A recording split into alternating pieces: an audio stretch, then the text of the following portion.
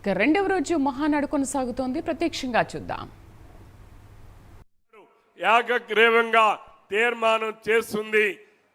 మరి అవకాశాన్ని కల్పించినటువంటి గౌరవ ముఖ్యమంత్రి జాతీయ అధ్యక్షులు చంద్రబాబు నాయుడు గారికి, మన యువ నాయకులు ఈరోజు వర్కింగ్ ప్రెసిడెంట్గా ఉన్నటువంటి మన యువ నాయకుడు లోకేష్ బాబు గారికి కృతజ్ఞతలు, ధన్యవాదాలు తెలియజేసుకుంటూ సెలవు తీసుకుంటున్నాను. థ్యాంక్ యూ రవికుమార్ గారు. ఒక వక్త 1 నిమిషం ఆలస్యం అయితే సమావేశం గంట ఎక్స్టెండ్ అవుతుంది. 2 నిమిషాలు ఒక వక్త ఎక్స్టెండ్ అయితే 2 గంటలు ఎక్స్టెండ్ అవుతుంది.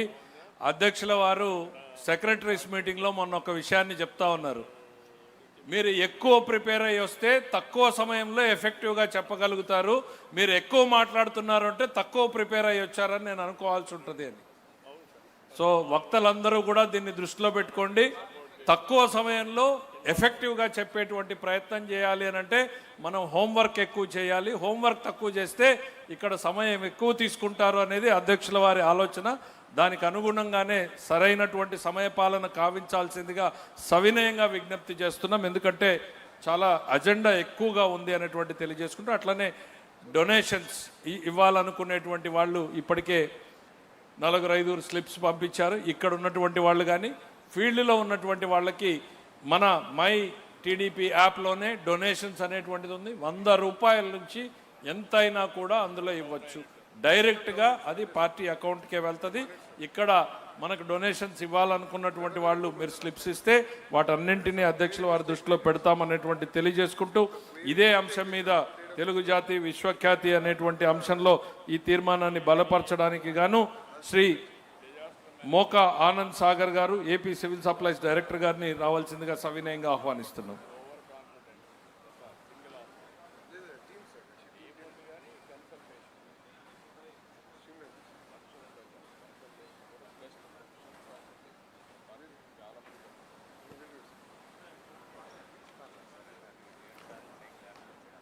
బాబు గారికి, లోకేష్ గారికి, 1 కోటి మంది తెలుగుదేశం పార్టీ కుటుంబ సభ్యులకి శిరస్సు వంచి 1,000,000 కోటి సాష్టాంగ నమస్సువర్ణ సుమాంజలి సమర్పించుకుంటాం. ఇది తెలుగు గడ్డ, గాండ్రించు పులిబిడ్డ అన్న నందమూరి తారక రామారావు గారి ఈ డైలాగ్ తెలుగుదేశాన్ని విజయపదాన్ని అప్పటి నుండి ఇప్పటి వరకు నడిపిస్తుంది.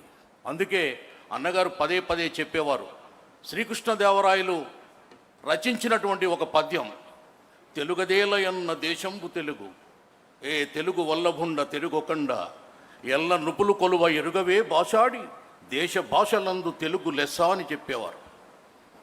అటువంటి తెలుగు వల్లభుడు అన్న నందమూరి తారక రామారావు గారు తెలుగువాడి కీర్తిని ఖండాంతరాలలో వ్యాప్తి చేసినటువంటి దీప్తి. ఇది తెలుగు గడ్డ, గాండ్రించు పులిబిడ్డ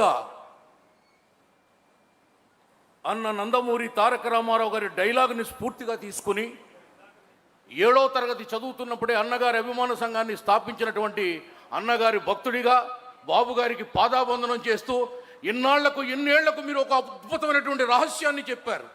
అదేంటంటే, ఒక్కసారి ఎన్టీఆర్ బొమ్మను అలా చూడండి, మీలో చైతన్యం కలుగుతుంది, ఏ కార్యమైనా మీరు సాధిస్తారనే గొప్ప రహస్యాన్ని మీరు బయటపెట్టేందుకు మీకు పాదాభివందనం చేస్తున్నాం. అలాగే మా అభిమాన సంఘాల తరపున మేము భువనమ్మ గారి తరపున మిమ్మల్ని ఒక కోరిక కోరుతున్నాం. మీరు తలుచుకుంటే ఎన్టీఆర్కి భారతరత్న వచ్చి తీరుతుంది.